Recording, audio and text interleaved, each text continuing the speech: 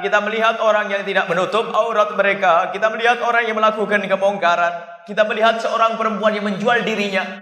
Siapa di antara kita yang di saat melihat saudara kita yang tidak sholat, saudara kita yang melakukan kemungkaran, ada saudara kita yang mabuk atau melakukan atau menuju perzinaan, mungkin lagi perempuan dibonceng seorang laki-laki.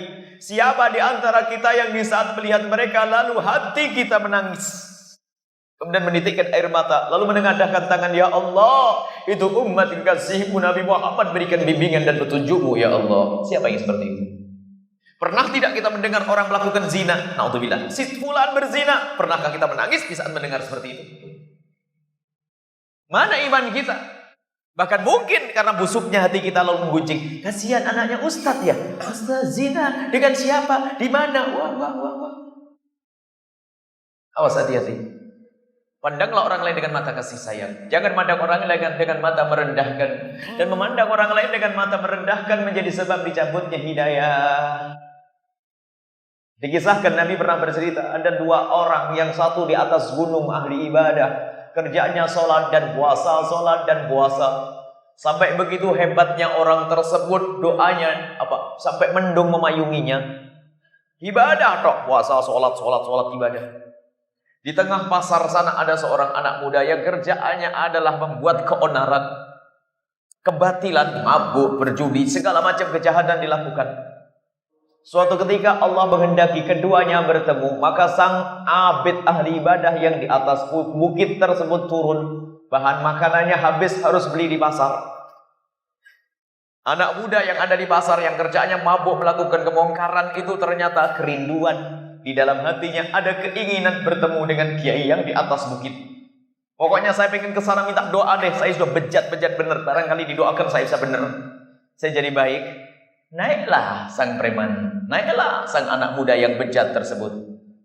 Naik ke atas bukit. Sang kiai, sang ustadz yang ahli ibadah turun dari atas bukit. Berpapasanlah mereka berdua di tengah jalan setapak.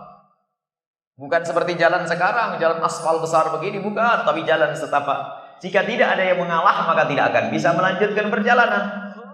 Sang anak muda yang katanya bejat tersebut, di saat melihat sang ustadz, sang ahli ibadah di hadapan matanya, kaget dia. Astagfirullahaladzim, kok ketemu di sini? Saya belum siap ketemu di sini. Sampai begitu kagumnya, terduduk sang anak muda tersebut di jalan setapak. Dan dia minggir di jalan setapak dengan memberikan isyarat dengan tangannya yang artinya silakan. Sang ahli ibadah tak kenal betul ini preman jago mabuk, zina, segala macam melakukan dosa. Dia tahu di saat melihat preman tersebut dengan pandangan, oh kemana dia nak berarti? Tidak mengucapkan assalamualaikum, hendak kemana engkau? Tidak menyapa dengan lembut, apalagi di saat sang anak muda tersebut memberikan isyarat dengan tangannya, begini nih, silakan. Wah, sang ahli ibadah merasa berhak dihormati. Ya, memang saya berhak digitukan, dilompati begitu saja. Tanpa ada tegur sapa yang baik. Apa sabda Nabi SAW? Lihat, orang yang katanya ahli ibadah tersebut karena telah memandang orang lain dengan mata merendahkan, maka itu menjadi sebab hidayahnya dicabut oleh Allah. Maka jangan memandang orang dengan mata merendahkan. Begitu sebaliknya, orang biarpun bejat tidak baik kalau masih mengagungkan tempat-tempat mulia, mengagungkan ulama, mengagungkan masjid, mengagungkan syiar, mengagungkan majelis ilmu. Ya.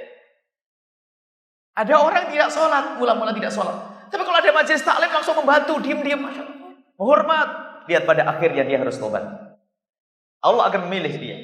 Jadi orang kalaupun bejat tapi hatinya masih memuliakan ke syiar, memuliakan masjid, ulama, maka ketahuilah pada waktunya akan dipanggil oleh Allah untuk tobat. Tapi begitu sebaliknya, kalau orang sombong merendahkan orang lain, sangat dikhawatirkan hidayah itu dicabut oleh Allah Subhanahu wa taala. Setelah Anda menyaksikan video ini, jangan lupa berselawat kepada baginda Nabi Muhammad sallallahu alaihi wasallam.